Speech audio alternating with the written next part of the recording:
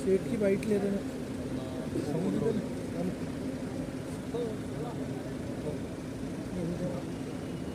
काय सांगाल दादा, आज भाजप पक्षामध्ये तुमच्यासोबत आज किती कार्यकर्त्यांनी प्रवेश केलेला आहे? दादा, मी तर भाजप पार्टीमध्ये मागच्या मी काँग्रेसमध्येच होतो पहिलं, पण 10 महिन्या अगोदर मी भाजपमध्ये प्रवेश केला. माझ्यानंतर आज आमचे जिल्ह्याचे कद्दावर नेते, ज्याला आम्ही जिल्ह्याचं एक प्रमुख नेतृत्व म्हणून असे बाळासाहेब हिंगणीकर याच्यासोबत समस्त काँग्रेस टीम काही किंचित जणं सोडून 20-25 जणं सोडून पूर्ण काँग्रेस पक्ष हा भाजपमध्ये विजय झालेला दिसत आहे. आणि बाळासाहेबचं जो हिंगणीकरांचं जो जिल्ह्यात नेतृत्व आहे, त्या नेतृत्वाला कोणताही पक्ष किंवा कोणताही नेता जुगारू शकत नाही, हे आज सिद्ध झालं. व आज ते आमच्या पक्षात आले.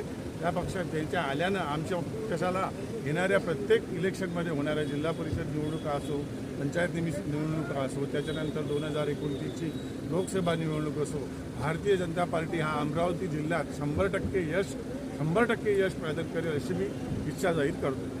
काय पक्षामध्ये प्रवेश केल्यानंतर आपलं स्वप्न काय राहतील, म्हणजे आपला हेतू काय राहणार, आपलं काय माध्यम राहणार, म्हणजे विकासाच्या माध्यमात पक्षानंतर मी पक्षात पहिलेच पक्षप्रवेश झालेला आहे. पक्षप्रवेश बाळासाहेब हिंगणीकरांचा, जे आमचे जिल्ह्याचे सर्वात मोठे नेते व आमचे ज्येष्ठ नेते व आमचे मार्गदर्शक व आमचे प्रेरणास्थान हे बाळासाहेब हिंगणीकर आहे. त्यांचा आज प्रवेश झालेला आहे. त्यांच्या माध्यमातून आम्ही खालचे कार्यकर्ता लोक आहोत, ते आमच्या कार्यकर्त्याने प्रवेश केला आहे, पदाधिकाऱ्याने प्रवेश केला आहे. तर त्याच्या माध्यमातून विकासाचा एजेंडा दर्यापूर मतदारसंघ असो या अमरावती जिल्हा लोकसभा मतदारसंघ असो, इथं पूर्ण राबवला जाईल याची मी तुम्हाला ग्वाही देतो.